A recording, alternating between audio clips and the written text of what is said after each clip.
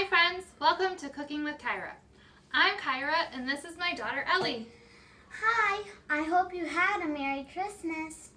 Today we're going to be making hot cocoa bombs, perfect for the cold months ahead. Today we're going to be doing things a little bit differently, and we're going to do our recipe first so that you can enjoy your hot cocoa while I'm reading the story at the end. So first thing we'll do is we'll go over our ingredients and our supplies. Your ingredient bags, you should have picked those up from New Lenox Public Library. If not, you can kind of see what we've got going on and you can make this yourself at home. Ellie, are you all set? All right, first in our bag we should have a package of hot cocoa.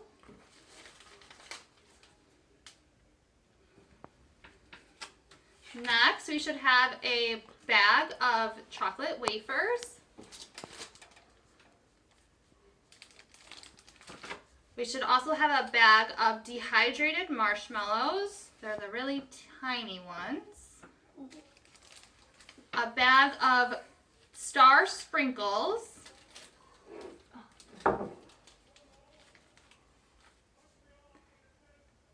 And a bag of mini marshmallows.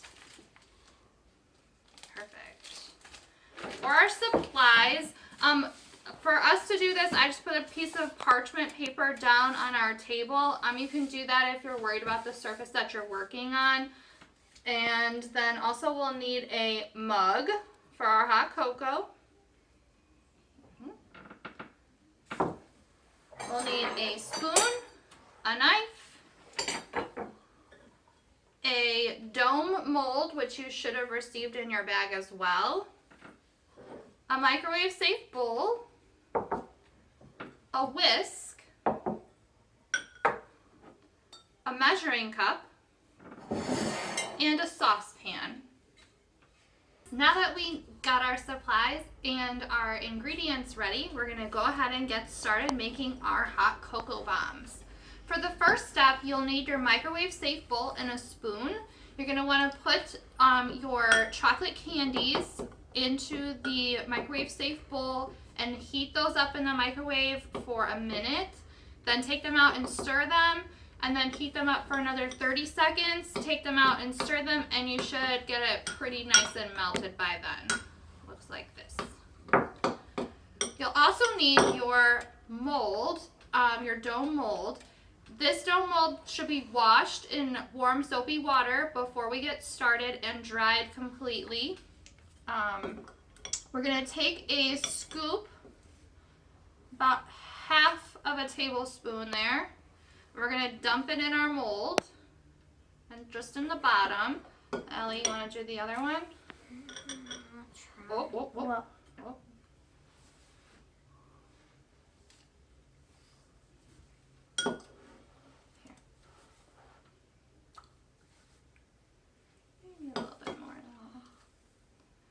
Alright, so now that all the chocolate is on the bottom, we want to take the back of our spoon and press it up on the sides of the mold.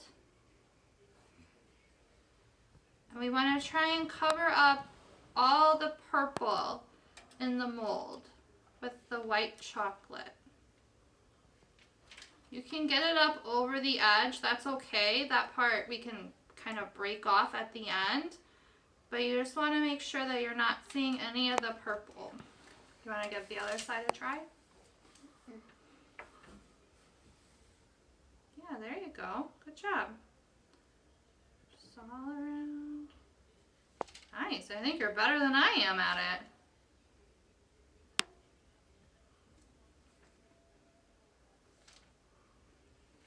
And doing this is kind of like it's a trial and error type thing. The nice thing about using the chocolate is that if for some reason you take it out of the mold later and it's not quite right, you can just melt the chocolate again and try again. So it doesn't have to be perfect. It kind of just takes some practice. Cover up that purple. Nothing always has to be perfect. That's right. It doesn't always have to be perfect. But guess what? It's going to be yummy. Get it up there as good as we can.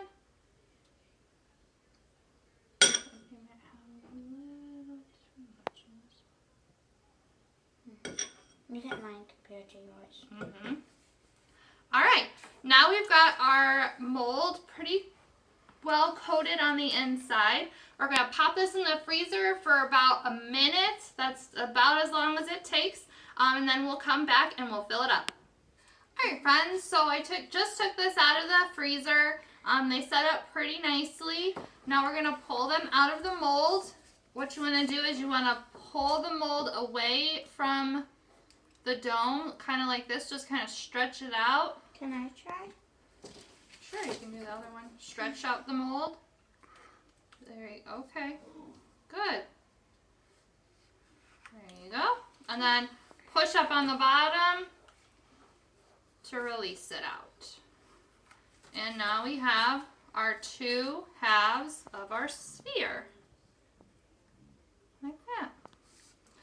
Now they don't fit together quite perfectly, so you'll want to save your extra chocolate. We'll use that to glue them together. But first we need to fill them. So now we'll use our hot cocoa mix. We want to tear it just a little bit. Probably, oh, there we go. And we're only going to fill one side of it. I want to fill this. This side? No, this side.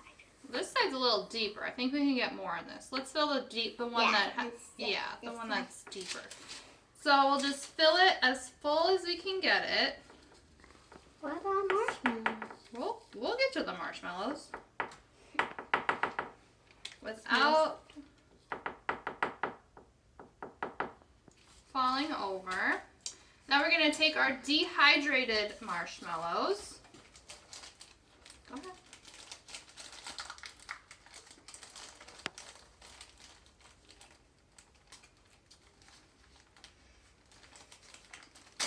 There we go. And we're going to sprinkle those on the top. You might have too many to fit in there.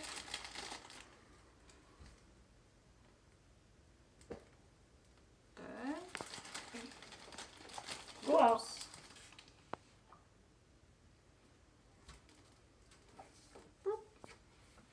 It's okay if they don't all fit. That's good enough. I'll take these two. Will you? I had a feeling you would. Now that we've got our half filled, we're going to take our other half, take our spoon out of here. We're going to dip it in that melted chocolate, and then we're going to glue it to the other side, like that. Whoop, whoop.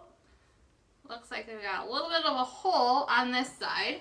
So what we can do is we can take our knife and we'll add some, do you want to get those sprinkles ready? Yeah. We'll just kind of spread it on along the seam there. Can you pour them out? Do a little bit at a time for this, and then we'll just add some stars at the seam. There we go. They're like pins. Yeah. Like buttons. I might need to put some more chocolate on. Hold on. Okay. Remember, the chocolate's like our glue. So we spread on the chocolate on the seam, and then we add our stars right where we spread our chocolate. Good job. Now that our hot cocoa bomb is all sealed up, we're going to talk about heating the milk. For this, you'll need your parent to help you. You'll also need a saucepan and a stove. You'll need 6 ounces of milk. You pour the milk into the saucepan and you whisk the milk continuously. Make sure it's always moving until it starts steaming. And then once it has started steaming, then it's hot enough to pour onto your cocoa bomb. And we can't wait to try them with you. So we've got our milk all heated up and we're ready to put it in our cup. So let's add our bombs to our cup, nice and gentle. I don't know. It's okay. There you go. All right, let's do yours first? Of course. You ready? Mhm. Ooh, there it goes.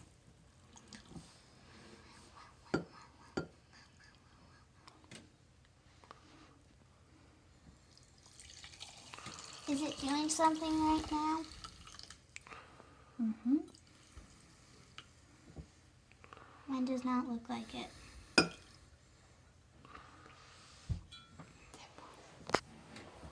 Bring it over. There it goes. Spin it around. Let it all melts. Mmm. That looks pretty yummy. Do you want to add your big marshmallows in? All right.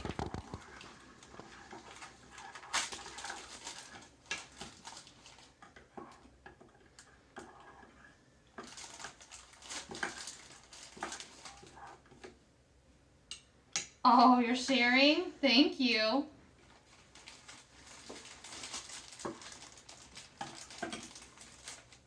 Thank you. Ready? All right, let's blow on it because I'm sure it's going to be really hot. Should we cheers first? Yeah. Is this going to be hot? Cheers. Just a little bit on your spoon.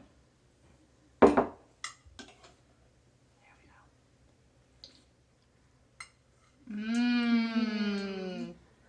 So good. All right, now that we have our hot cocoa all made and ready, we're going to go ahead and get started on our story.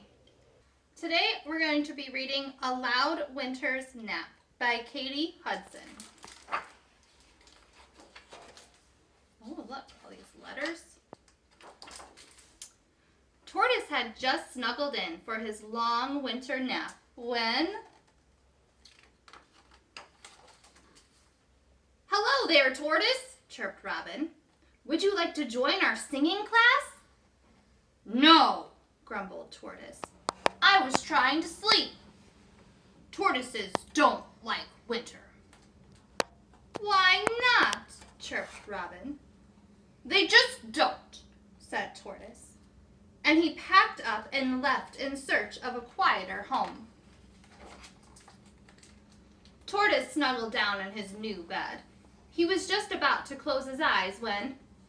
tap, tap, tap, tap, tap, tap, tap, tap, Tap. "Hiya, Tortoise. Would you like to make some ice sculptures with me?" asked Rabbit. "No," groaned Tortoise. "I was trying to sleep. Tortoises don't like winter." "Why not?" asked Rabbit. "They just don't," said Tortoise. And he packed up again. Tortoise trudged through the snow and found a new napping spot. Again, Tortoise snuggled down in his new bed. He was just about to close his eyes when...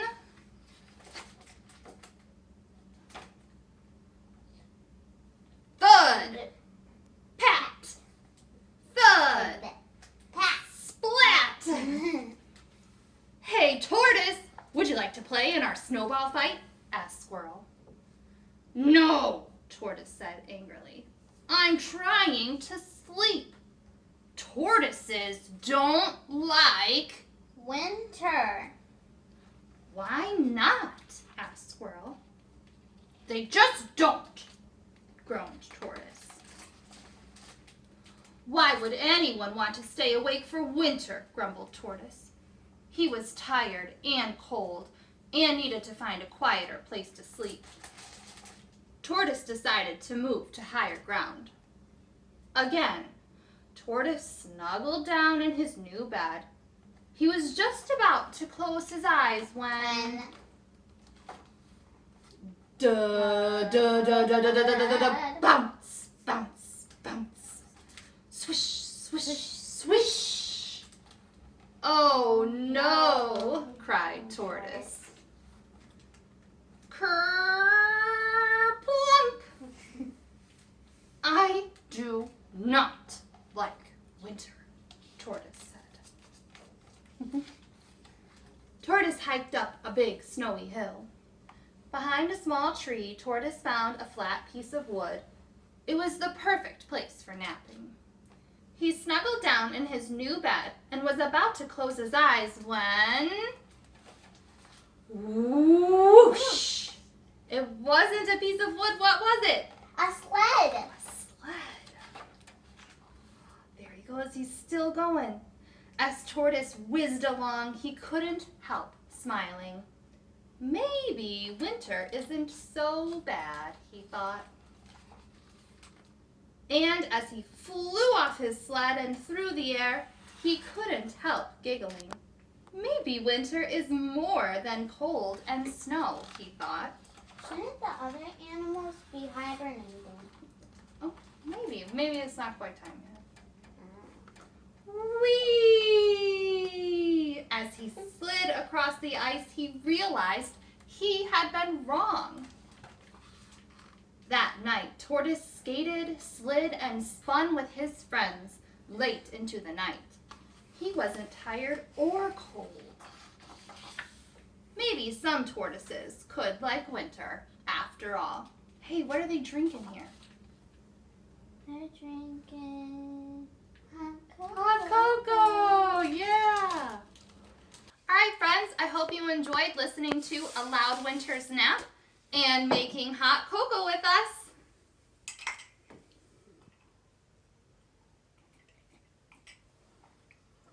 Join us next time on Cooking with Kyra. Subscribe!